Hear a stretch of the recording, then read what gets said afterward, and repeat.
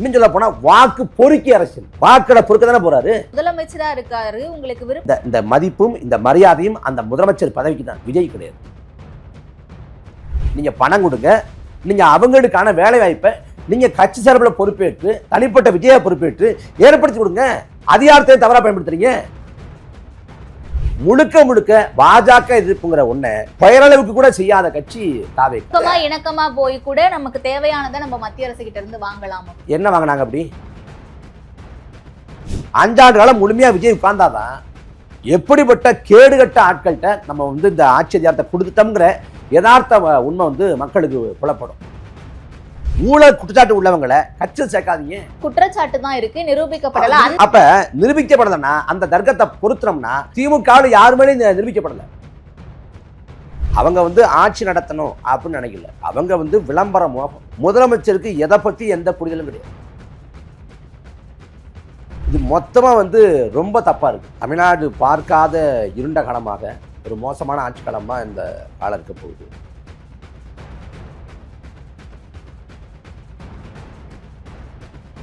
இது என்ன பாயசத்துக்கா? இதுதாமா பாயசத்தோட secret. Sweet and condensed milk from Milky Mist. பார்த்தாலே தெரியுது நல்ல சூப்பர் பாயசம். Sweet and condensed milk from Milky Mist. Aachi Masala. எந்த சமையலும் ருசி தேடும் ரகசியம். 20 ரூபாய். இந்த டிபேட் நேயர்களுக்கு வணக்கம். இன்றைய சிறப்பு நேர்காணலில் நம்மோடு இணைந்திருப்பவர் நாம் தமிழர் கட்சியின் மாநில இளைஞர் பாசறை ஒருங்கிணைப்பாளர் திருமிகு இடும்பாவனம் கார்த்தி அவர்கள் தான். வாங்க பேசலாம். வணக்கம் சார், நல்லா இருக்கீங்களா? தமிழக வெற்றி கழகம் ஆட்சி 50 நாட்கள் முடிஞ்சிருக்கு. இந்த ஆட்சி எப்படி இருக்குன்னு நினைக்கிறீங்க? 50 நாட்களில் ஒரு ஆட்சியை மதிப்பிட முடியுமான்னா மதிப்பிட முடியாது. ஆனால் அந்த 50 நாட்களில் ஒரு ஆட்சியோட திசைவழி போக்க சொல்லிடலாம். தமிழ்நாடு பார்க்காத இருண்ட காலமாக, ஒரு மோசமான ஆட்சி காலமாக இந்த காலம் இருக்க போகுது. திமுக அதிமுக ஆட்சி காலம் மோசமாக இருந்துச்சு. ஆனால் திமுகவோட ஆட்சி காலத்தில் மோசமான ஆட்சி காலம்னா 2006 2011. அதிமுகவோட ஆட்சியில் மோசமான ஆட்சி காலம்னா 91 96. அந்த ரெண்டையும் விஞ்சுகிற அளவில் இந்த ஆட்சி இருக்க போகுது. ஏன்னா இப்போ திமுக அதிமுக ஆட்சி காலங்களில் ஒரு 3 மாத காலம் எடுத்துக்கிட்டிங்கன்னா பெரிய அளவில் விமர்சனம் வைக்க முடியாது. ஏன்னா 3 மாத காலம் பார்த்து பண்ணுவாங்க. தவறுகள் இருக்கக்கூடாதுங்கிற மாதிரி செய்வாங்க. அதுக்கு பிறகு ஆட்சி மோசமாயிடும். ஆனால் தாவேக்காவோட 50 நாட்கள் ஆட்சியில் 2 ஆண்டு காலம் ஆனால் ஒரு ஆட்சி எப்படி இருக்குமோ அவ்வளவு விமர்சனங்கள், அவ்வளவு குற்றச்சாட்டுகள், அவ்வளவு குளறுபடிகள், அவ்வளவு நிர்வாக சீர்கேடுகள். இது மொத்தமாக ரொம்ப தப்பாக இருக்குது. அவங்க ஆட்சி நடத்தணும் அப்படின்னு நினைக்கல. அவங்க விளம்பர மோகம். ஒவ்வொரு அமைச்சருக்கும் ஒவ்வொரு சட்டமன்ற உறுப்பினருக்கும் விளம்பரம் தேடணும் அப்படின்னு முயற்சி பண்ணுறாங்க. முதலமைச்சருக்கு எதை பற்றி எந்த புரிதலும் கிடையாது. தமிழக சட்டமன்றத்தில் அவர் பேசுகிறாரா, இல்லை தேர்தல் பரப்புரை கொடுத்தா பேசுகிறாரா? எழுதி கொடுத்தா பேசுகிறார். தமிழக சட்டமன்றத்தில் கேள்விகள் வைக்கப்படுது. எதிர்கட்சி சார்பாக கேள்வி வைக்கப்படுது. அதில் எந்த துறையை சார்ந்த கேள்வி வைக்கப்பட்டாலும் முதலமைச்சர் எதிர்த்து பதில் சொல்லலாம். அதற்கான உரிமையும் அதற்கான கடமையும் அவருக்கு உண்டு. ஆனால் உள்துறை அமைச்சகம் சார்ந்த கேள்வி, சட்ட ஒழுங்கு, அந்த கேள்விக்கு முதலமைச்சர் பதில் சொல்லாமல் யார் பதில் சொல்கிறா அப்படின்னு பார்த்தா ராஜ்மோகன் இல்லை ஆதவர்ஜுனா. கடந்த காலங்களில் எடப்பாடியோ இல்லை ஸ்டாலினோ இல்லை ஜெயலலிதாவோ கருணாநிதியோ உள்துறை சம்மந்தமாக கேட்டால் அவங்களே சொல்லிடுவாங்க. ஆனால் அது கூட அவர் பதில் சொல்லலை. 3 நாட்கள் சட்டமன்ற கூட்டத்தொடரில் ஒரு வாயே தரல. கடைசி 4ஆவது நாளில் கையில் அந்த தயாரிப்பு அந்த தாள் கொடுக்கப்பட்ட பிறகு அதுக்கு பிறகு விதியமாக பேசுகிறார். இது வரைக்கும் இந்த கட்சி தொடங்கி இந்த 2 ஆண்டு காலத்தில் ஊடக சந்திப்பை அவர் நிகழ்த்தவே இல்லை. ஏன்னா அவர் சுயமாக பேசுவதற்கு, சுயமாக சிந்தித்து செயலாற்றுவதற்கான எந்த திறனும் எந்த அறிவும் அவர் கிடையாது. அதனால் அப்படிப்பட்ட ஒருத்தர் கீழே ஆட்சி எப்படி இருக்கும்னா அதிகாரிகளின் ஆட்சியாக மாறும். அது மோசமான நிர்வாக சீர்கேட்டை உருவாக்கும். இந்த 50 நாட்களே நம்ம பார்க்குறோம். மின்வெட்டு ஏற்படுது. மின்வெட்டு ஏற்படுறதுக்கு உரிய காரணத்தை, உரிய விளக்கத்தை இதுவரைக்கும் அரசு தரப்பில் சொல்லலை. கேட்டால் சொல்கிறாங்க, ஒரு 4-5 பேர் உட்காந்துக்கிட்டு அவங்க அந்த பீஸ் கரையில் பிடிக்கிட்டு போயிடுறாங்க அப்படின்னு. இவ்வளோ பெரிய மாநகரம் சென்னை. இந்த சென்னைக்குள்ளே ஒரு 4-5 பேர் உட்காந்துக்கிட்டு பீஸ் கரையில் பிடிக்கிட்டு போய் செயற்கையாக மின்வெட்டை ஏற்படுத்த முடியும்னா இது என்ன? இதில் திரைப்படமா? அப்போ என்ன காரணம் அப்படின்னு கண்டறிஞ்சு சொல்ல முடியல. தேர்தல் வாக்குறுதிகள் உடனடியாக நிறைவேற்றுங்க அப்படின்னு யாரும் சொல்ல போகிறது இல்லை. அதுக்கு கால அவகாசம் எடுத்துங்க, நிறைவேற்றுங்க. 6 மாத காலமோ 1 வருஷமோ எடுத்துக்கிட்டு நிறைவேற்றுங்க. ஆனால் நீங்கள் கொடுத்ததை அப்படியே நிறைவேற்றணும். பயிர்க்கடன் தள்ளுபடின்னு சொன்னது வேறு, இங்கே நிறைவேற்றுறது வேறு. அப்புறம் 200 யூனிட் மின்சாரம், 200 அலகு மின்சாரம் இலவசம்னாரு. சொன்னது வேறு, இங்கே செய்கிறது வேறு. இப்படி முழுக்க ஒரு மோசமான ஆட்சிக்கான தொடக்கமாக இந்த ஆட்சி இருக்குது. அதை கடந்து தமிழ்நாட்டு வரலாற்றில் குதிரை பேரம் அப்படின்னு நம்ம பேசுவோம். எங்கே உள்ளதை பேசுவோம்? வட மாநிலங்கள் நடந்ததை பேசுவோம். அங்கே உத்தரப்பிரதேசம் நடக்குது, சத்தீஸ்கர் நடக்குது, ஜார்க்கண்ட் நடக்குது, குஜராத்தில் நடக்குது அப்படின்னு பேசுவோம். தமிழ்நாட்டில் குதிரை பேரம் நடந்ததில்லை. ஆனால் இந்த ஆட்சி காலத்தில் நடக்குது. பெரும்பான்மை இல்லைங்கிறதுனால அதிமுகவை சேர்ந்த சட்டமன்ற உறுப்பினர்களை விலை கொடுத்து வாங்குறாங்க. எப்படின்னா, வாக்கு செலுத்தின அந்த மை அழிஞ்சு போகலை. அதுக்குள்ள மரகதம் குமரவேல், ஜெயக்குமார், சத்யபாமா, அப்புறம் இசக்கி சுப்பையா எல்லாரும் ராஜினாமா பண்ணுறாங்க ஒரு மாத காலத்துக்குள்ள. இதில் தாவேகா தரப்பில் சொன்னாங்க திமுக அதிமுக வாக்கு காசு கொடுத்துட்டு. அப்போ வாக்கு காசு கொடுத்தாங்கன்னா மரகதம் குமரவேலும் சத்யபாமாவும் ஜெயக்குமாரும் இந்த இசக்கி சுப்பையாவும் வாக்கு காசு கொடுத்தாங்கிறது உறுதியாகுது. ஒரு சட்டமன்ற தொகுதிக்கு 40 லட்சம் செலவு பண்ணலாம்னா இவங்கெல்லாம் சராசரியாக 40 கோடி 50 கோடி வரைக்கும் செலவு பண்ணாங்க. அப்படி கோடிகளை கொட்டி இறைச்சி சட்டமன்ற உறுப்பினராகி வெறும் 30 நாளுக்குள்ள சட்டமன்ற உறுப்பினர் பதவியை துச்சம்னு நினச்சி அவங்க தூக்கி வீசுகிறாங்கன்னா ஒரே காரணம், தாவேக்கா ஆளுங்கட்சியாக இருக்குது. அங்கே போனால் நாம் 50 கோடியை செலவு பண்ணோம்னா 200 கோடியை எடுக்கலாம் அப்படிங்கிற லாப நட்ட கணக்கு. அதே போல் அதிமுகவை சேர்ந்த முன்னாள் அமைச்சர்களை தாவேக்காவில் சேர்க்குறாங்க. விஜய் சொல்கிறப்ப சட்டமன்றத்தில் பேசினார், நான் மக்கள் வரி பணத்தை தொடமாட்டேன், தொடவும் விடமாட்டேன், தொட்டவங்களையும் விடமாட்டேன்னார். தொட்டவங்களையும் விடமாட்டேன்னா கடந்த காலத்தை ஊழல் செஞ்சவங்களை நான் சும்மா விட மாட்டேன், தண்டிப்பேன்னு பொருளாகுது. ஆனால் என்ன நான் உண்மையான அவரோட பொருள்னா, நான் விடமாட்டேன், அவங்களையும் கட்சியில் சேர்த்துக்குவேன் அப்படின்னு ஆகுது. அவரே சொல்கிறாரு 2017 2021 வரைக்கும் எல்லா துறையிலையும் ஊழல் ஏற்படுத்திட்டாங்க, ஓட்டை ஏற்படுத்திட்டாங்க, அதை அடைச்சி வரங்கிறார். 2017 2021 வரைக்கும் பள்ளி கல்வித்துறை அமைச்சராக இருந்தவர் செங்கோட்டையன், தொழில்துறை அமைச்சராக இருந்தவர் MC சம்பத், அப்புறம் போக்குவரத்துறை அமைச்சராக இருந்தது MR விஜயபாஸ்கர், சுகாதாரத்துறை அமைச்சராக இருந்தது விஜயபாஸ்கர், அப்புறம் பிற்படுத்தப்பட்ட நலத்துறை, சிறுபான்மைத்துறை, அதில் இருந்தது திருச்சி வளர்மதி, அப்புறம் வெள்ளமணி நடராஜன், அப்புறம் உடுமலை ராதாகிருஷ்ணன், இப்படி எல்லாரும் கடம்பூர் ராஜன் எல்லாருமே அதிமுக ஆட்சி காலத்தில் இருந்தவங்க. அதிமுக ஆட்சி, குறிப்பாக எடப்பாடி பழனிசாமி ஆட்சி ஊழல் ஆட்சி அப்படின்னு தாவேக்கா வர்ணிக்குதுன்னா, அங்கே ஊழல் செஞ்சவங்களை சேர்த்துக்கிட்டு எப்படி ஊழலை ஒழிக்க முடியும்? வழக்குகள் இருக்கு, வழக்குகளை அவங்க தனியா சந்திப்பாங்க அப்படிங்கறத விஜயபாஸ்கர் மேல சொத்து வழக்கு இருக்கு, MR விஜயபாஸ்கர் மேல சொத்து வழக்கு இருக்கு. இதுல என்னன்னா, இதுல புதுக்கோட்டை விஜயபாஸ்கர் விஜயபாஸ்கர் மேல குட்கா வழக்கை தவிர மற்ற வழக்குகள் எல்லாமே மாநில அரசோட காவல்துறை விசாரிக்கக்கூடிய வழக்குகள். அப்ப ஆளுங்கட்சியை சேர்ந்த முக்கிய பிரமுகராக விஜயபாஸ்கரும் MR விஜயபாஸ்கர் இருந்தாங்கன்னா, இங்க அரசு தரப்பு சாட்சியங்கள், அரசு தரப்பு வழக்கறிஞர்கள் எப்படி நிரூபிக்க முடியும்? ஆதிக்கம் செய்யாத. அப்ப நாளைக்கு தமிழக லஞ்ச ஒழிப்புத்துறை விஜயபாஸ்கரையும் MR விஜயபாஸ்கரையும் குற்றவாளி அப்படின்னு நிரூபிக்குமா? ஒருபோதும் நிரூபிக்காது. அவங்கள தப்பிக்க விடும். அப்ப நான் ஊழலை ஒழிக்க போறேன்னா ஊழல் குற்றச்சாட்டு உள்ளவங்களை கட்சியில் சேர்க்காதீங்க, குறைந்தபட்சம் அந்த வழக்கை முடிச்சுவாங்க, சேர்த்துக்கலாம். இல்ல அததான் சொல்றாங்க, வெறும் குற்றச்சாட்டு தான் இருக்கு, நிரூபிக்கப்படல. அந்த வழக்குகளை நிரூபிக்கப்பட்ட ஊழல் குற்றவாளி ஜெயலலிதா. ஜெயலலிதாவை தாவேக்கா எப்படி பாக்குது? இவங்க மேல நிரூபிக்கலன்னா ஜெயலலிதா மேல ஊழல் குற்றச்சாட்டு நிரூபிக்கப்பட்டுருச்சு, அதை எப்படி பாக்குறீங்க? ஜெயலலிதா ஊழல்வாதின்னு சொல்றீங்களா? ஜெயலலிதாவை உள்வாங்குது தாவேக்கா. அப்ப நிரூபிக்கப்படலன்னா அந்த தர்க்கத்தை பொருத்தனம்னா திமுக யாரு மேலேயும் நிரூபிக்கப்படல, செந்தில் பாலாஜி உட்பட கருணாநிதி உட்பட யாருமே நிரூபிக்கப்படல. ஆனா திமுக ஊழலுக்கு எல்லா விதத்தையும் துணை போன கட்சி, ஊழல் செஞ்ச கட்சி தான். நிரூபிக்கப்படங்கிறதுனால அவங்க உத்தமர் ஆட மாட்டாங்க. அப்ப நிரூபிக்கப்படலன்னா அது அதிமுகவுக்கு மட்டும் பொருந்தாது, திமுகவுக்கும் பொருந்தும். அவங்க ஊழல்வாதிகளா இல்லையா? ஊருக்கே தெரியும், உலகத்துக்கே தெரியும் என்ன நடந்துச்சுன்னு தெரியும். ஆனா தெரிஞ்சும் கூட நீங்க சேர்த்துக்கிறீங்கன்னா, அப்ப நீங்களே சொல்றீங்க 2017 21 வரைக்கும் எல்லா துறையிலையும் ஓட்டை ஏற்படுத்திட்டாங்க. அப்ப ஓட்டை ஏற்படுத்தாங்க என்ன அர்த்தம்? இல்ல புதிய ஒரு கட்சி முதல் ஆட்சி அமைச்சு வந்திருக்காங்க. அப்ப அந்த ஆட்சி கைமீறி போயிடுமோ அப்படின்ற ஒரு அச்சம் இருக்கத்தானே செய்யும். அதாவது உண்மையிலே பெரும்பான்மை இன்னைக்கு பெரும்பான்மை கிடைச்சிருச்சு. இதுல விசிகாவோ, இந்திய கம்யூனிஸ்ட் கட்சியோ, மார்க்சிஸ்ட் கம்யூனிஸ்ட் கட்சியோ, இல்ல காங்கிரஸோ யாராவது ஒருத்தர் இந்த ஆட்சிக்கு நாங்க ஆதரவு நிபந்தனை அடிப்படையில் கொடுத்துருக்கோம், ஒருவேளை நாங்க திரும்ப பெறக்கூட வாய்ப்பு இருக்கு அப்படின்னு சொல்லியிருக்காங்களா? எல்லாரும் சொல்றாங்க 5 ஆண்டு காலம் நாங்கள் எதுவும் செய்ய மாட்டோம், முழுமையா அந்த ஆட்சிக்கு ஆதரவு தருவோம்னு இந்திய கம்யூனிஸ்ட், மார்க்சிஸ்ட் கம்யூனிஸ்ட் கட்சி, விசிகான்னு எல்லாரும் சொல்றாங்க. ஏன் அவங்க மேலே நம்ப மாட்டேங்கிறீங்க? நம்பிக்கை இருக்க மாட்டேங்குது. ஒருவேளை ஆட்சி கவிழ்ந்துன்னு வச்சுக்கோங்களேன், நீங்கள் மக்கள்கிட்ட போய் கேளுங்க. ஒன்றுமில்லாமல் இருந்த உங்களுக்கு 108 இடங்களை தூக்கி கொடுத்தது மக்கள் தானே. கலைஞ்சு போனால் கூட மறுபடியும் தேர்தல் வரும்ல, அதை சந்திங்க. அதை விட்டு எதுக்கு இந்த குதிரை பேர வேலை நடத்தணும்? சட்டமன்ற உறுப்பினர்களை பூரா பதவி விலக சொல்லி செயற்கையாக வலிய இடைத்தேர்தல்கள் வந்து தமிழ்நாட்டில் புகுத்தப்படுது.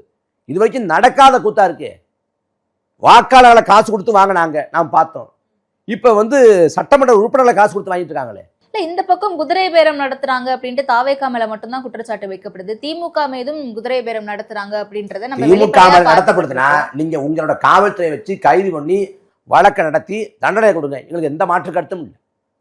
இளையராஜா வந்து குற்றம் சுமத்துறாரு. அவர் வந்து சட்டமன்ற உறுப்பினர் கூடிய இளையராஜா. சரி, தண்டனை கொடுங்க, ஒரு பட்சமும் இல்லை. அப்புறம் முக்கியமான கேள்வி என்னன்னா, இளையராஜா வந்து தாவேகாவின் சார்பாக அறிவிக்கப்பட்ட வேட்பாளரா? விஜய் மேடலை வச்சு வேட்பாளர் அறிவிச்சப்ப இளையராஜாவை அறிவிச்சது குமரவேல்னு ஒருத்தர். ஆனால் கடைசி இடத்துல அதிமுகவிலேருந்து தாவேகாவுக்கு வர்றார் யாரு? இந்த இளையராஜா. அவருக்கு பி ஃபார்ம் கொடுத்து கையெழுத்து போட்டு கொடுத்து அவர் வேட்பாளரை வந்து புஷியானந்த் நிறுத்துறாரு. என்ன நடந்திருக்கும்னு ஊருக்கே தெரியும். அதனால திமுக பண்ணால் நடவடிக்கை எடுங்க, யார் வேண்டாம்னா. ஆனால் நீங்க பண்ணுறது சரியா? அதான கேள்வி. இல்ல, இந்த இடத்துல இடைத்தேர்தல் அப்படின்ட்டு வரும்போது இதை சந்திக்கிறதுல புதுசா ஒரு கட்சி வந்துட்டாங்க. எப்படி இருந்தாலும் திராவிட கட்சிகள் ஒன்றிணைந்து இந்த கட்சியை ஒழிக்கணும் அப்படின்ற சில திட்டங்கள் தீட்டப்பட்டதாகவும் அதிமுக திமுக ஒன்றிணைந்து இந்த இடைத்தேர்தல்களை பங்கிட்டு சந்திக்க போறதாகவும் அதற்கு நாம் தமிழர் கட்சியினுடைய ஆதரவை நாடுவதாகவும். இல்ல இதெல்லாம் கட்டுக்கதைகள், கற்பனைவாதங்கள். இந்த வரக்கூடிய இடைத்தேர்தலில் திமுக அதிமுக இணைஞ்சு நிற்க வாய்ப்பே கிடையாது. ஆனால் அவங்க ஒரு முயற்சி பண்ணாங்க. திமுக அதிமுக இணைஞ்சு நம்ம வந்து ஒரு அமைச்சரவை அமைக்கலாமா அப்படின்னு முயற்சி பண்ணாங்க. தாவேகா வந்து வென்ற பிறகு அவங்களுக்கு பெரும்பான்மை நிரூபிக்க முடியாமல் தனதி கொண்ட வேலையில் அப்போ வந்து திமுக தரப்பில் அதிமுக தரப்பில் பேசி எடப்பாடி பழனிசாமியை முதலமைச்சர், திமுக வெளிலேருந்து ஆதரவு அப்படின்னு முயற்சி பண்ணாங்க. அதுக்கு இந்திய கம்யூனிஸ்ட், மார்க்சிஸ்ட் கம்யூனிஸ்ட் கட்சி விசிகா வந்து ஒத்து வரலை பிறகு ரெண்டாவது வேற என்ன பண்ணலாம் அப்படின்னு முடிவெடுத்து திருமாவை முதலமைச்சராக எடுத்துடலாம் அப்படின்னு முடிவுக்கு வர்றாங்க. திருமாவை முதலமைச்சர் எடுத்துகிற முடிவுக்கு வந்து எடப்பாடி பழனிசாமி ஒத்துக்கலை. அதோட அந்த முடிவுகள் வந்து கைவிடப்படுது. அதுக்கு பிறகு இவங்க பெரும்பான்மையை நிரூபித்து இவங்க ஆட்சி அதிகாரத்துக்கு வர்றாங்க. அப்படி முயற்சி நடந்தது உண்மை.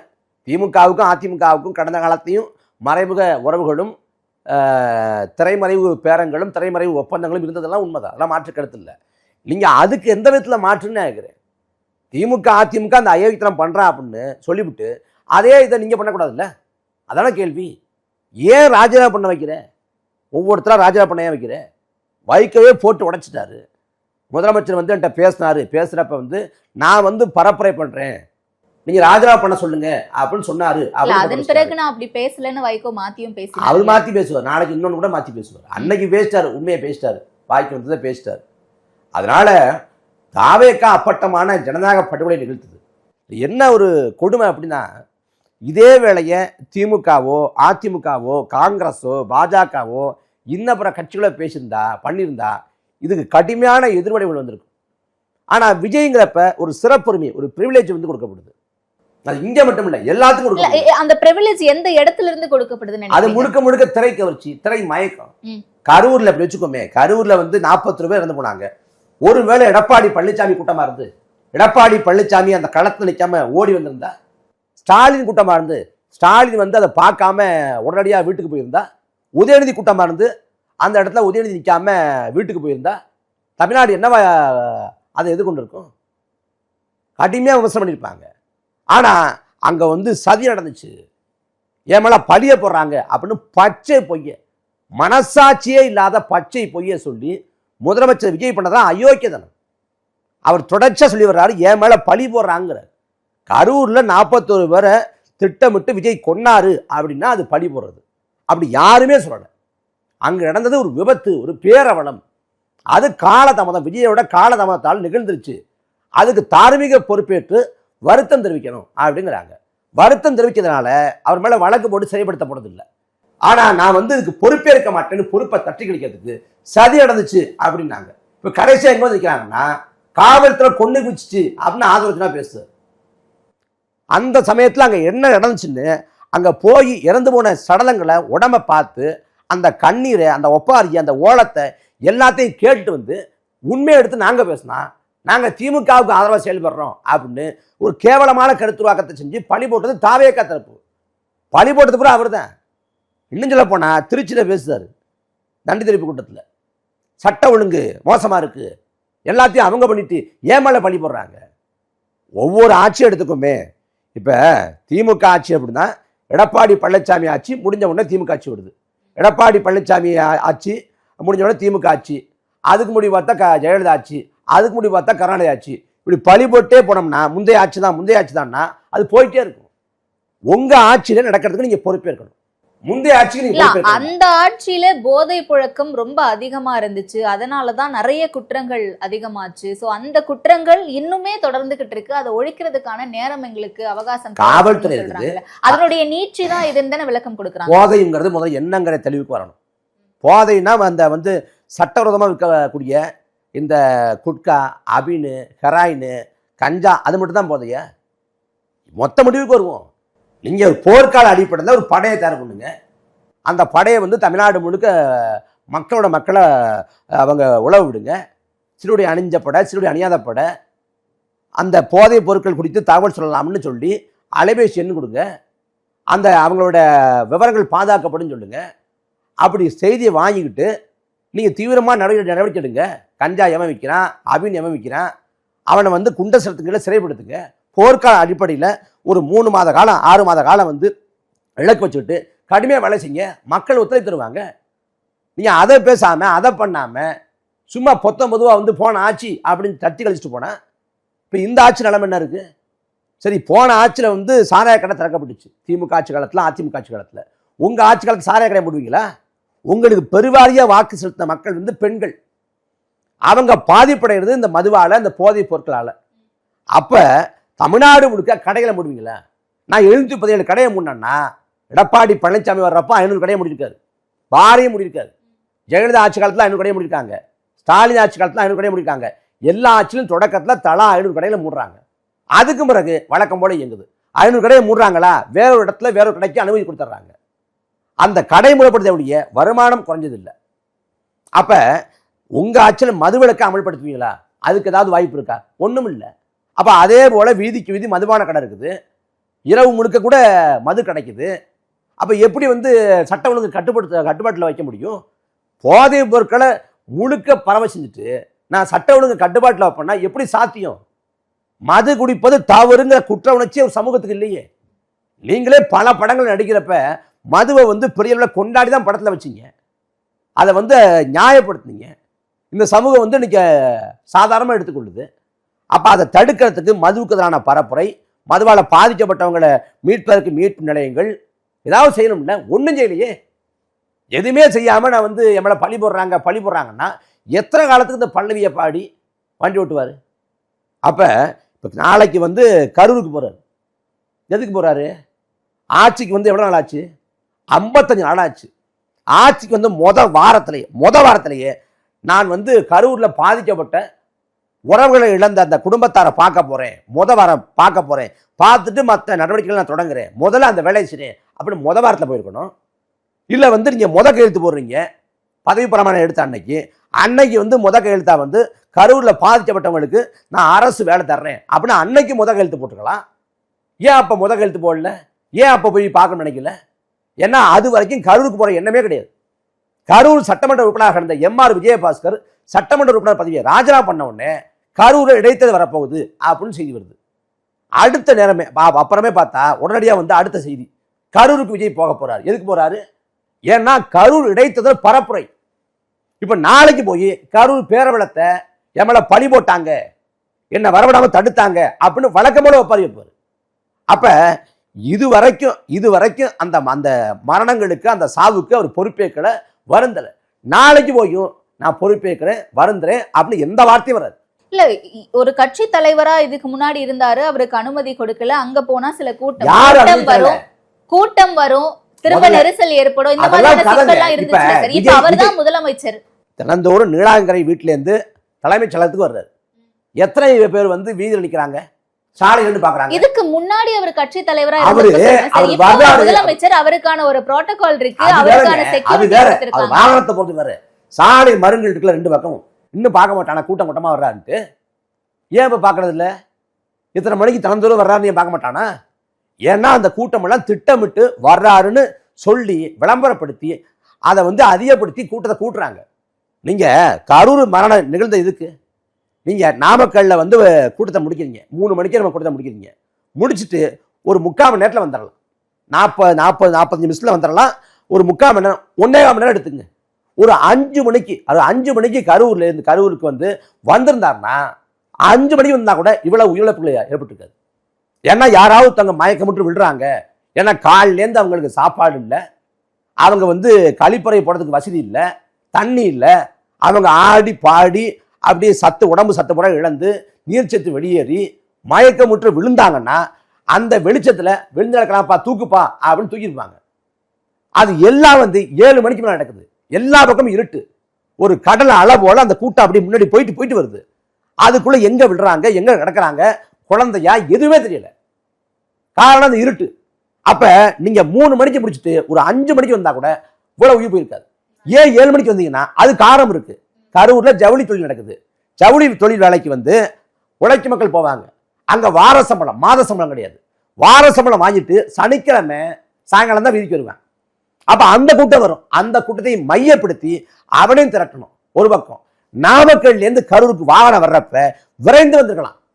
ஏன்னா கரூர்ல கூட்டம் முடிஞ்சு திருச்சிக்கு உடனடியாக போயிட்டாரு, எங்கேயும் தேக்கம் இல்லை. ஆனா நாமக்கல்ல கரூர் வர்றதுக்கு ஏன் தேக்கம் ஏற்படுதுன்னா வாகனம் அசைந்து ஆடி ஒரு தேர் போல வருது. ஏன் அவளை மெதுவாக வருதுன்னா நாமக்கல் ஒரு கூட்டம் கூடிச்சுல்ல, அந்த கூட்டத்தை அப்படியே கூட்டிக்கிட்டு வருது. ஏன் அவளை கூட்டத்தை வந்து கரூர்ல கூட்டணும்? ஏன்னா கரூர்ல 30 விழா அப்படின்னு திமுக கூட்டம் போட்டிருக்கு, அதை விட பெரிய கூட்டம்னு காட்டணும். அதனால விஜயோட அந்த பரப்புரை திட்டத்தை இல்லாத கரூரை கொண்டு சேர்த்தாங்க. அப்ப முழுக்க பார்த்தா முடியாத ஒரு அசம்பாவிதம் நடந்துடுச்சு, அதை யாரும் தவிர்க்க முடியாது, அது ஒரு துக்க நிகழ்வு தான். நாம என்ன சொல்றோம், ஒரு முதலமைச்சரா போய் அவங்களுக்கான ஒரு ஆறுதல் தெரிவிக்கிறதோ, அவங்களுக்கான ஒரு அரசு வேலை வழங்குறது, அந்த ஸ்கீம்ஸ் கொடுக்கிறது, அது முதல்ல அரசு வேலை வழங்குறது, அரசு வேலை வழங்குறது தவறான முன்னுதாரணம், ரொம்ப தவறான முன்னுதாரணம். நீங்க இந்த சமூகத்துல வந்து தூய்மை பணியாளர்கள் இருக்கிறாங்க, அவங்க வந்து சாக்கடையாடுறாங்க. சாக்கடையாடுறப்ப நச்சுவாக்கி தாக்கி இறந்து போறாங்க. அவங்க குடும்பத்தாருக்கு அரசு வேலை வழங்கப்படுதா? மீன் பிடிக்க போறாங்க, நடுக்கடலை சிங்கள ராணுவத்தால் கொலை செய்யப்படுறாங்க, அவங்க குடும்பத்தாருக்கு அரசு வேலை வழங்கப்படுதா? ராணுவத்தில் இறந்து போறாங்க, அவங்க குடும்பத்தாருக்கு அரசு வேலை வழங்கப்படுதா? இதுக்கெல்லாம் வழங்கப்படுறது இல்லை. இவங்க பார்க்க வந்து செத்தது வந்து ஒரு பேரவலம், ஒரு வார்த்தைகளால் விவரிக்க முடியாத ஒரு வழி, ஒரு துயரம், அதில் மாற்று கருத்து இல்லை. ஆனா இதுக்கு அரசு வேலைங்கிறது அது அதிகார முறையீடு, அது தவறான ஒரு மோசமான ஒரு முன்னுதாரணம். மேபி என்னுடைய கூட்டத்துல இப்படி நடந்துடுச்சு, அப்ப என்ன பண்ணலாம்னா நீங்க என்ன பண்ணலாம், தார்மீக பொறுப்பேற்கிறேன், இப்ப நான் முதலமைச்சரா இருக்கேன். அப்ப என்ன பண்ணலாம்னா நீங்க என்ன பண்ணலாம், உங்க கட்சி சார்பாக நீங்க 1 கோடி கூட நிதியை கொடுங்க, ஒரு தவறும் இல்லை. நீங்க பணம் கொடுங்க, நீங்க அவங்களுக்கான வேலை வாய்ப்பை நீங்க கட்சி சார்பில் பொறுப்பேற்று, தனிப்பட்ட விஜய பொறுப்பேற்று ஏற்படுத்தி கொடுங்க. அதிகாரத்தை தவறா பயன்படுத்துறீங்க. இப்போ ஒண்ணும் இல்லை. இப்ப தாவேக்கு ஆட்சி காலம், இப்ப வேற ஒரு கூட்டம் இல்ல வேற ஒரு இடத்துல இறந்து போறாங்க, வேற ஒரு கட்சிக்காரங்க, அவங்களுக்கு அரசு வேலை கிடைக்குமா? தாவேக கட்சிக்காரன் தானே கிடைக்கும். அப்ப இது எப்படி பார்த்தாலும் அரசு வேலை வழங்குறது அது ஏற்புடையது இல்லை. அதை கடந்து இப்ப அரசு வேலை வழங்குறது கூட ஒரு நோக்கம் இருக்கு, கரூர் இடைத்தேர்தல். அதனாலதான் அவனுக்கு போறாரு, அதனாலதான் வந்து அரசு வேலை வழங்க முன் வருகிறார். மற்றபடி அதுல மனித நேயமோ அந்த பாதிக்கப்பட்ட குடும்பத்தார் மீதான பரிவோ கிடையாது. நினைச்சிருந்தா போன திமுக ஆட்சி காலத்தில் போயிருக்கலாம், அப்படிலாம் ஒன்று தடை போட்டு யாரும் முடக்கல. ஒரு காணொலி வாயிலா வந்து அவர் மக்கள்கிட்ட பேசி, நான் இறந்து போனவங்க குடும்பத்தை பார்க்க போறேன், தயவு செஞ்சு நான் மன்றாடி கைகூப்பி கேட்கிறேன், கரங்கூப்பி கேட்கிறேன், யாரும் என்னை பின்தொடராதீங்க, வராதிங்க, தயவு செஞ்சு வராதிங்க அப்படின்னு கேட்டுட்டு அதுக்கு பிறகு கரூர்ல போனார்னா போயிருக்க முடியுமே, தாராளமாக போயிருக்கலாமே. அஜித்குமாரோட மரணத்துக்கு எப்படி போனாரு? தம்பி அஜித்குமார் கொலை செய்யப்பட்டப்ப, காவல்துறையாளர் கொலை செய்யப்பட்டப்ப எப்படி வீட்டுக்கு போனாரு? அவர்தான் சொல்றாங்களே மாறுவேஷம் போட்டுக்கிட்டு பரம்பரை உழவுறாருன்னு. மாறுவேஷம் போட்டுக்கிட்டு பரம்பரை உழவுறவர் கரூருக்கு போய்க்காமே போன ஆட்சியில் ஏன் போகல?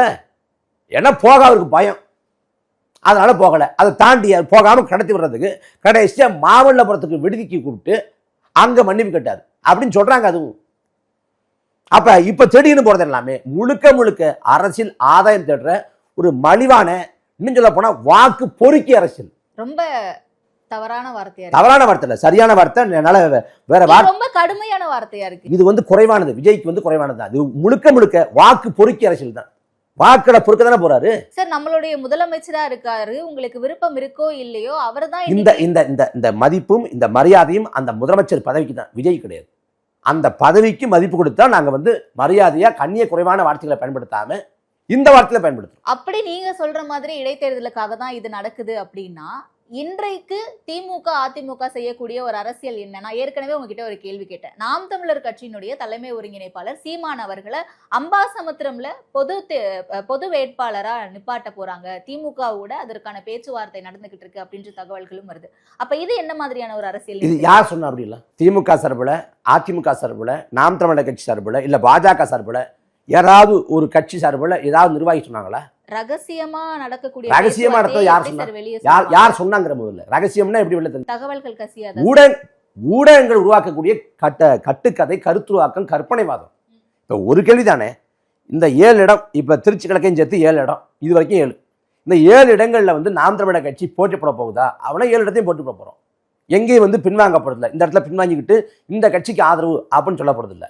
நாம் தமிழர் கட்சியை சேர்ந்த வேட்பாளர்களை யார் அறிவிக்க போறான்னு கேட்டா, கூட்டா வந்து எடப்பாடி பழனிசாமி, ஸ்டாலின், அண்ணன் சீமான் அப்படி அறிவிக்க போறாங்களா? வாய்ப்பே கிடையாது. வேட்பாளர் அறிவிக்க போறது அண்ணன் சீமான். நாம் தமிழர் கட்சியோட மேடையில இங்க வந்து திமுக காரங்க அதிமுக காரங்க ஏற போறாங்களா? இல்ல, வாய்ப்பே கிடையாது. முடிச்சிடறேன். நாம் தமிழர் கட்சி வந்து பேசுறப்ப வந்து திமுகவை அதிமுகவை விமர்சிக்காம பேச போறாமான்னா விமர்சிச்சுதான் பேச போறோம். அவ எங்க இருக்கு பொது தேர்தலில்? இந்த பொது தேர்தலில் வந்து இது இடைத்தேர்தலில் வந்து பொது வேட்பாளர், அதுக்கெல்லாம் ஒரு வாய்ப்பே இல்லையே. நாங்க தெளிவா சொல்லிட்டோம், பொது வேட்பாளருக்கு வாய்ப்பு இல்லை. பொதுமக்களின் வேட்பாளர் வந்து வேணா நாம் தமிழர் கட்சியை சேர்ந்த வேட்பாளர் நிற்பாங்க அப்படின்னு சொல்றோம். அண்ணன் சீமான் போட்டி போடுறதுங்கிறது பெருவாரியான மக்களின் விருப்பம். கட்சி கடந்து மாற்று கட்சியை சேர்ந்தவங்க, பொதுவான மக்கள் கூட விரும்புறாங்க. அது குறித்தான முடிவை வந்து அண்ணன் சீமான் அறிவிப்பாங்க, எடுப்பாங்க. அதனால வந்து பொது வேட்பாளர்களுக்கெல்லாம் வாய்ப்பு இல்லை. அது வந்து கற்பனைவாதம். நாம் தமிழர் கட்சி போட்டி போடும். அதுல சொல்ல மாட்டாங்க. இந்த இடத்துல திமுகவோ அதிமுகவோ டம்மி வேட்பாளரை போடுறதுக்கான வாய்ப்புகள் இருக்கு. இப்ப நான் கேக்குறேன், விக்கிரவாண்டியில ஈரோடு கிழக்குல வந்து அதிமுக போட்டி போடல. விக்கிரவாண்டியில அதிமுக போட்டி போடல. ஈரோடு கிழக்குல அதிமுக பாஜக போட்டி போடல. அங்க விக்கிரவாண்டியில வந்து தங்கை அபிநயா பொன்னிவளவன் போட்டி போட்டாங்க. ஈரோடு கிழக்குல வந்து அக்கா சீதாலட்சுமி போட்டி போட்டாங்க. இதுல வந்து அபிநயா வேட்பாளருங்கிறப்ப யாரோட வேட்பாளர்? நாம் தமிழர் கட்சி வேட்பாளரா, நாம் தமிழர் கட்சி அதிமுக வேட்பாளரா? சீதாலட்சுமி வேட்பாளர்னா அவங்க நாம் தமிழர் கட்சி வேட்பாளரா, பாஜக அதிமுக நாம் தமிழரோட ஒட்டுமொத்த வேட்பாளரா? அவங்க நாம் தமிழர் கட்சி வேட்பாளர். நாம் தமிழர் கட்சி அங்க போட்டி போடுது, களம் காடுது. அங்க அதிமுக புறக்கணிக்குது, பாஜக புறக்கணிக்குதுன்னா அவங்களோட விருப்பம், அவங்களோட முடிவு. நாம் தமிழர் கட்சி போட்டி போடும். எங்களுடைய நிலைப்பாடுகள்ல, கொள்கை கோட்பாடுகள்ல, மூடி வைச்ச கருத்துக்கள்ல, விமர்சனங்கள்ல எதுலையும் வந்து மாற்றம் கிடையாது. அதோட தொடர்ச்சியாக நீட்சியாக களத்துல பயணிப்போம். பொது வேட்பாளர் அப்படின்னா அவங்களா சொல்லிக்கிறாங்க. அதுக்கு என்ன பண்றது? 2 நாளைக்கு முன்னாடி நாம் தமிழர் கட்சி சார்பில் முதலமைச்சர் தொகுதியில ஒரு ஆர்ப்பாட்டம் நடத்துறீங்க. அந்த இடத்துல நீங்க பேசும்போது திமுக மறைமுகமா பாஜகவோட இணைந்து செயல்பட்டாங்க, பாஜக எதிரின்னு சொல்லிட்டு. ஆனா இன்றைக்கு எதிர்க்காமலேயே தாவேக அரசு என்ன சொன்னா, அதாவது திமுக பொறுத்த வரைக்கும் பாஜக எதிர்த்து பேசுவாங்க, கடுமையா பேசுவாங்க. இங்க கடுமையா எதிர்த்து பேசுவாங்க, இங்க அறிக்கை விடுவாங்க, இங்க வந்து முழக்கம் விடுவாங்க, எல்லாம் பண்ணுவாங்க. இங்க எதிர்த்து பேசிட்டு டெல்லிக்கு போனா சரணாகதி அடைஞ்சிருவாங்க. எதிர்த்து பேசிட்டு ஆதரவு வேலை செஞ்சிடுறது. இது திமுக. தாவேகா பொறுத்த வரைக்கும் அவங்க எதிர்த்து பேசக்கூட மாட்டாங்க, வாயே திறக்கிறதில்லை. வாயை திறந்தா வந்து மோடி கோச்சுக்குவாரு, அமித்ஷா கோச்சுக்குவாரு, ஆளுநர் கோபட்டுவாருன்ட்டு முழுக்க முழுக்க பாஜக எதிர்ப்புங்கிற ஒன்றை பெயரளவுக்கு கூட செய்யாத கட்சி தாவேகா. சட்டமன்றத்திலேயே முதலமைச்சர் சொல்றாரே சார், நம்ம வந்து ரொம்ப கத்தி எதிர்ப்பு தெரிவிச்சு அப்படிதான் எல்லாத்தையும் செய்யணும்னு அவசியம் கிடையாது. இந்த கருத்தை இணக்கமா போய் கூட நமக்கு தேவையானதை நம்ம மத்திய அரசு கிட்ட இருந்து வாங்கலாம். என்ன வாங்கினாங்க? அப்படி தமிழ்நாட்டுக்கான நிதி பங்கிட்ட வாங்கிட்டாங்களா? இல்லை வந்து நீட் தேர்வு அதுக்கு ஒப்புதல் வாங்கிட்டாங்களா? இப்போ இந்த தாவேகா ஆட்சி காலத்தில் மட்டும் 4 பிள்ளைகள், 19 வயசுல 3 பெண் குழந்தை, 20 வயசுல ஒரு ஆண் குழந்தை, 4 பேர் தற்கொலை பண்ணி இறந்துருக்காங்க. விக்கிரவாண்டி மாநாட்டில் வித்யா இறந்து போனதை சொல்லி, அவரோட தங்கச்சி வித்யா இறந்து போனதை சொல்லி, வித்யாவோட மரணத்துக்கு நிகராக எனக்கு வந்து வழியை கொடுத்தது வந்து தங்கை அனிதாவோட மரணம் அப்படின்னு குறிப்பிட்டார். இப்போ உங்கள் ஆட்சி காலத்தில் 4 பிள்ளைகள் இறந்து போயிட்டாங்க. நீங்கள் தான் காரணம் கூட சொல்ல வரல, அதெல்லாம் சொல்ல வரல. நீட் தேர்வு ஏன் ரத்து பண்ணல கூட கேட்கல. அந்த இறந்து போன அந்த அவங்களுக்கான இரங்கல் அறிக்கையை விடல. ஏன் விடலை? அம்மோனியா வாயு கசிவு வெளிப்பட்டு 18 பேர் இறந்து போனாங்க. 2 லட்சம் நிவாரணம், தலா 2 லட்சம் நிவாரணம். எதுக்கு 2 லட்சம்? இங்கே வந்து அரசு வேலைங்கிறீங்க. இங்கே அரசு வேலை நான் அவங்களுக்கு வந்து எல்லார் குடும்பத்தாருக்கும் 35 லட்சத்துக்கு மேலான துயர் தொடர்பு தொகை வழங்கப்பட்டு விட்டது. 35 லட்சத்துக்கு மேலே மத்திய அரசு மாநில அரசு கட்சிகள் அப்படின்னு 30 லட்சத்துக்கு மேலே 41 பேர் குடும்பத்தாருக்கு வழங்கப்பட்டுச்சு. ஆனால் அங்கே போதுமானது இல்லை அப்படின்னு அரசு வழங்குறீங்க. இங்கே அமோனியா வாயு கசிவு வெளியிட்டு அதில் வந்து எல்லாம் புலம்பெயர் தொழிலாளர்கள், அவங்களுக்கு அரசு விலைங்க வழங்குறது சாத்தியம் இல்லை. அப்போ போதுமான நிவாரணத்தை வழங்கலாம். ஒரு 10 லட்சம் 20 லட்சம் இல்லை 30 லட்சம் கூட வழங்கலாம். எல்லாமே பெண்கள், ஒரு சிறுமி உட்பட. ஏன் 2 லட்சம் முடிச்சிட்டீங்க? ஏன்னா இங்கே வந்து 10 லட்சம் கொடுத்தாலோ 15 லட்சம் கொடுத்தாலோ அமோனியா வாயு கசிவு வெளிப்பட்டவங்களுக்கு அதில் வந்து அரசியல் கிடையாது. ஆனால் கரூர் அரசு வேலை கொடுத்தா அது அரசியல். அப்போ அதுதான் நடக்குது. இப்போ இவங்க எந்த இடத்துல பாஜக எதிர்த்தாங்க? இல்லை பாஜக எதுக்காம நான் காரியம் சாதிச்சேன்னா என்ன காரியம் சாதிச்சேன்? ஆளுநர் சொல்றாரு, நீங்க ஏதாவது மக்கள் பிரச்சனைனா இரண்ட கொண்டாந்து மனுவை கொடுங்க. சட்டமன்ற உறுப்பினர் அலுவலகம் இருக்கு, பார்லிமெண்ட் உறுப்பினர் அலுவலகம் இருக்கு, தலைமைச் செயலகம் இருக்கு, இல்லை முதலமைச்சரோட தனி அந்த புகார் சொல்லக்கூடிய இடம் இருக்குது. அதையெல்லாம் விட்டுட்டு ஆளுநர் மாளிகைக்கு போகணும். அதை முதலமைச்சரையும் கண்டிக்கல. மதுரைக்கே எங்கேயோ உட்காந்துக்கிட்டு அவர் வந்து பேசுறாரு, வைகை அணை வந்து இப்படி இருக்கு, வைகை நதி இப்படி இருக்கு, நாங்க சும்மா இருக்க மாட்டோம், ஆளுநர் மாளிகை வந்து களமிறங்குங்கிறார். ஆளுநர் மாளிகை என்ன வேலை? அப்ப அதை சொல்றாரு. அப்புறம் அந்த அதிகாரிகளை கூப்பிட்டு ஆய்வு பண்றேங்கிறாரு. இதை எதையுமே கண்டிக்கலையே. நீங்க ஆளுநர் பதவி வேண்டாங்கிற நிலைப்பாடு தான் உங்க நிலைப்பாடும். அண்ணாவோட முழக்கம் மாநிலத்தில் வந்து தன்னாட்சி மத்தியில கூட்டாட்சி, ஆளுநர் பதவி தேவையில்லை, 356 சட்டப்பிரிவு நீக்கணும், இதெல்லாம் அண்ணாவோட முழக்கம். அண்ணாவோட உயிர்னு வர்ணிக்கப்பட்டது மாநில சுயாட்சி. அவருக்கு முன்பாக வச்சது எங்கள் தாத்தா மாபோசி. அவர் இன்னும் மாநில சுயாட்சியை இன்னும் பறந்து விரிந்த வடிவில் வச்சார். அந்த மாநில சுயாட்சி நீங்க பேசுறீங்கன்னா குறைஞ்சபட்சம் ஆளுநர் ஆய்வு பண்றதுக்கு எந்த அதிகாரம் இல்லைன்னு முதலமைச்சர் பேசணும்ல. ஏன் பேசல? ஏன் அடக்கி வாசிக்கிறாரு? ஏன்னா அவ்வளவுதான். அவங்க கரூர் மரணம் வந்து எப்ப மத்திய புலனாய்வுத்துறைக்கு மாற்றப்பட்டுச்சோ அதோட முடிஞ்சு. அதுக்கு பிறகு அவங்க பாஜகவை பேரளவில் கூட எதுக்கிறது கிடையாது. இல்ல இப்ப அடுத்து வரக்கூடிய 5 ஆண்டுகள் தாவேகா எப்படி சமாளிக்க போறாங்கன்னு நினைக்கிறீங்க? ஏன்னா திமுகவை பொறுத்த வரைக்கும் இல்ல மற்ற கட்சிகளை பொறுத்த வரைக்கும் 6 மாசம் கூட இது தாக்கு பிடிக்காது. இந்த திமுக அந்த 6 மாசம் தாங்காது, 8 மாசம் தாங்காது, ஆட்சி கலைஞ்சிரும், ஆட்சி கவிழ்ந்துரும். இதெல்லாம் தேவையில்லாத பேச்சு. இதெல்லாம் இந்த தேர்தல் இதை முடிவை ஏற்றுக்கொள்ள முடியாத ஒரு சகிப்புத்தன்மையற்ற பேச்சு. அது பேசக்கூடாது, ஒரு முதிர்ச்சியாக நடந்துக்கணும்.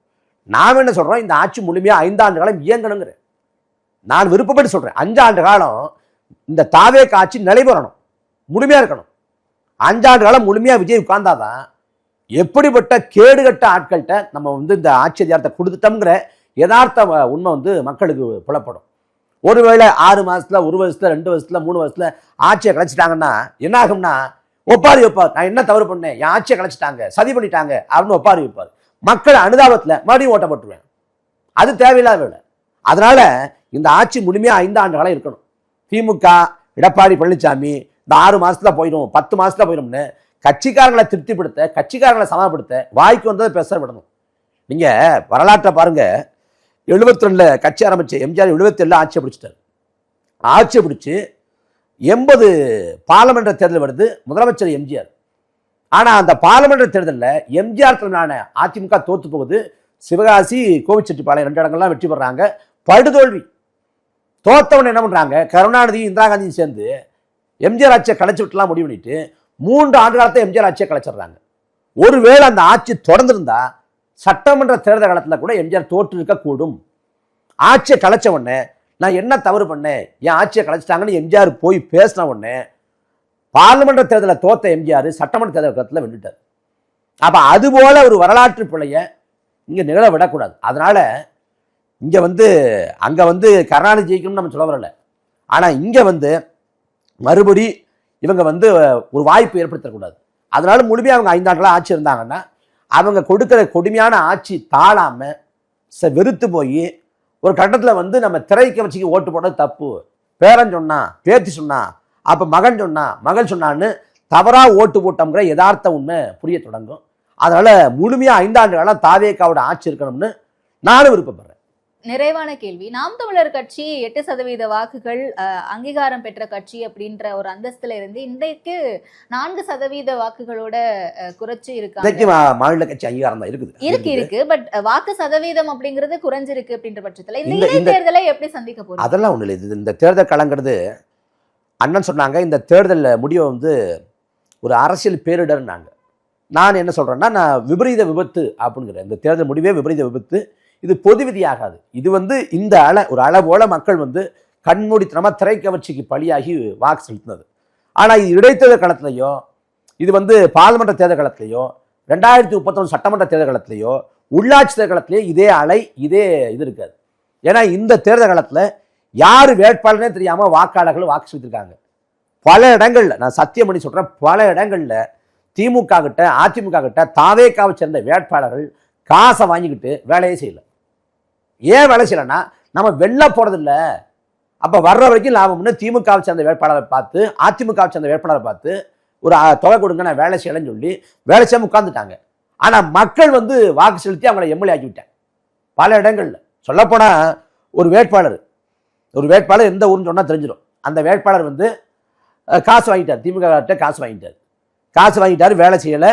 அவர் பேசுபொருளாகவே இல்லை அந்த தொகுதியில். தேர்தல் முடிவு அன்னைக்கு மூட்டை முடிச்சு கட்டிக்கிட்டு சென்னைக்கு போயெல்லாம் கிளம்பிட்டார். அதுக்கு பிறகு தான் தெரிய வருது, கூப்பிட்டு சொல்கிறாங்க, யோ நீ தாயா போயிட்டு இருக்கிற மேலே அப்படின்னு சொன்ன பிறகு தான் அவர் உணர்றாரு. இப்படிதான் நடந்திருக்கு பல இடங்கள்ல. அதனால இந்த தேர்தலுங்கிறது ஒரு விபத்து, இது பொது விதி ஆகாது. அதே போல நாம் தமிழர் கட்சியை பொறுத்த வரைக்கும், நாம் தமிழர் கட்சிக்கு 16, 19, 21, 24, 26 5வது பொது தேர்தல் களம். நாம் தமிழர் கட்சி தோல்வியை கண்டு முடங்கிடும் அப்படின்னா என்னைக்கோ முடங்கிருக்கணும். இங்கே தமிழ்நாட்டில் மாற்று அரசியல் என்று பேசிய வைகோ 96 முதலமைச்சர் வேட்பாளர், 98 கூட்டணி போயிட்டார். அதே போல ஐயா விஜயகாந்த் 2005 காலகட்டத்தில் கட்சி ஆரம்பிச்சு 6 போட்டி போட்டு 9 தனிச்சு போட்டி போட்டு மக்களுடன் தெய்வத்தோடு கூட்டணினார். 2011 அதிமுக போயிட்டார். கமலஹாசன் வந்தார் 2017 காலகட்டத்தில், 18 காலகட்டத்தில், 19 பார்லிமெண்ட் தேர்தல் தனிச்சு போட்டி போட்டார், 21 தனிச்சு போட்டு கூட்டணி அமைச்சார். அப்புறம் 24 திமுக போயிட்டார். இப்படி மாற்றுன்னு பேசுறவங்கலாம் ஒரு தேர்தல் 2 தேர்தலுக்கு பிறகு அந்த தேர்தலோட சூடு தாங்க முடியாம, தோல்வியோட பாரம் தாங்க முடியாம யாரை எதிர்த்தாங்களோ அவங்களே கூட்டணி போயிட்டாங்க. நாம் தமிழர் கட்சியை பொறுத்த வரைக்கும் 5 பொது தேர்தலில் நம்ம வெற்றி பெறலை. நீங்க மற்ற கட்சியில இனிமே தனிச்சுன்னு கதைக்கு ஆகாது. அன்புமணி ராமதாஸ் கூட 2016 மாற்றம் முன்னேற்றம் அன்புமணி அப்படின்னாரு. திரும்ப 19 அதிமுக போயிட்டார். இப்படி எல்லாரும் தோத்து போனவர்கள் தொண்டர்கள் வற்புறுத்துறாங்க, வலியுறுத்துறாங்க, நம்ம கூட்டணிக்கு போயிடலாம், கதைக்கு ஆகாது அப்படின்னு. இந்த கட்சிகளுக்கு அந்த இயக்கம் உயிர்ப்போடு இருக்கணும்னா குறைந்தபட்ச அதிகாரம் தேவைப்படுது, ஒரு எம்எல்ஏ தேவைப்படுது, ஒரு எம்பி தேவைப்படுது. அதனால கூட்டணிக்கு போறாங்க, போனாதான் சாத்தியப்படும். ஆனா நாம் தமிழர் கட்சியை பொறுத்த வரைக்கும் தலைமை முதல் கடைக்கோடி தொண்டை வரைக்கும் நாம தனித்துவத்தோடு நிக்கணும், தனிச்சு நிக்கணும்னு சொல்றேன். ஒருத்தன் கூட திமுக போயிடலாம், அதிமுக போயிடலாம், பாஜக போயிடலாம், ஒருத்தன் கூட சொல்லல. ஏன்னா கட்சி அப்படிப்பட்டது. நாம் தமிழர் கட்சியை தேர்தல் அரசியலுக்குள்ள சுருக்கி பார்க்க முடியாது. அதை கடந்து ஒரு இயக்கத்தை வெற்றி தோல்வி வச்சு மதிப்பிட முடியாது. ஐயா நல்லக்கண்ணு அப்பழுக்கற்ற பெருந்தலைவர் ஐயா நல்லக்கண்ணு நம்மோடு வாழ்ந்து இறந்து போனாங்க. ஐயா நல்லக்கண்ணு போட்டி போட்ட 3 தேர்தல் களம், 3லையும் தோத்து போனார். நல்லக்கண்ணு ஐயா தோத்து போனாங்க. இன்னும் சொல்ல போனா காமராசர் 9 ஆண்டுகளா பொற்கால ஆட்சி கொடுத்தார். 67 தோத்து போறாரு. 69 திரும்ப நாகர்கோவில் மக்களவை இடைத்தேர்தலில் போட்டி போட்டு பார்லிமெண்ட்டுக்கு போறாரு. அப்புறம் அண்ணல் அம்பேத்கர் சுதந்திர இந்தியாவில் அரசியலமைப்பு சாசனத்தை உருவாக்கி தந்த அண்ணல் அம்பேத்கர் சுதந்திர இந்தியாவில் நடந்த தேர்தலில் 2 தேர்தலில் போட்டி போட்டு தோத்துட்டார். அப்ப அளவுகள் என்ன? அளவுகள் அவங்களோட மக்களுக்கான மகத்தான செயல்பாடு, உழைப்பு தான் அளவீடே ஒழிய வெற்றி தோல்வி அளவீடு கிடையாது. இன்னும் சொல்ல போனா இரவும் செருமிழாங்கிற ஒரு பெண்மணி, ஒரு புரட்சி பெண்மணி 16 ஆண்டு காலம் ஏறக்குறைய இராணுவத்தோட சிறப்பு அதிகாரத்தை அதை எடுக்க சொல்லி அவங்க மணிப்பூர்ல பட்டினி போராட்டம், சாப்பிடாம 16 வருஷத்துக்கு மேல பட்டினி போராட்டம் இருந்தாங்க. ஆனா அவங்க தேர்தல் காலத்துக்கு வந்தப்ப விழுந்த வாக்கு 76. அப்ப எது அளவீடு? 16 ஆண்டு கால பட்டினி போராட்டம் அளவீடா, இல்ல 76 வாக்கு அளவீடா? 16 ஆண்டு கால மக்களுக்கான அர்ப்பணிப்பு வாழ்வு தான் அளவீடு. அதுபோல நாம் தமிழர் கட்சிக்கான அளவீடு அப்படிங்கிறது நாம் தமிழர் கட்சியோட செயல்பாடு தானே ஒழிய தேர்தல் வெற்றி தோல்வி இல்லை. ஒரு போராட்ட களம், ஒரு போர்க்களம்னா, போர்க்களத்துக்கு போறப்ப நான் சண்டை போட்டேன்னா ஜெயிப்பேன், ஒழுங்கா சண்டை போட்டு ஜெயிப்பேன், இல்லை தோத்துருவேன். இது போர்க்களம். சண்டா காலத்துல நான் நல்லபடியா கருத்தை சொன்னாலும், கொள்கையை முழக்கத்தை வச்சாலும், நான் நாட்டை இவ்வாறு மாற்றி அமைப்பேன் அப்படின்னு வரவே கொடுத்தாலும், யாருக்கு ஓட்டு போடணுங்கிறத, வாக்கு செலுத்தணுங்கிறத மக்கள் தான் முடிவு பண்றேன். அப்ப என்னோட பிழை இல்லை, அது மக்களோட முடிவு. அப்ப பிழை நிகழ்ந்துட்டாலும் அவனோட பிழை தான் அது. அதனால இந்த தேர்தல் முடிவு இந்த தேர்தலுக்கானது தான். அடுத்த தேர்தலில் இது தொடராது. அதனால நம்பிக்கையோடு இடைத்தேர்தல் களத்தை, உள்ளாட்சி தேர்தல் களத்தை நாங்கள் எதிர்கொள்ள காத்திருக்கோம். ஓகே, நிச்சயமா அப்ப என்ன நடக்கும் அப்படிங்கிறத பொறுத்து பார்ப்போம் சார். தெளிவான பதில்கள் கொடுத்தீங்க, நேரத்திற்கு நன்றி.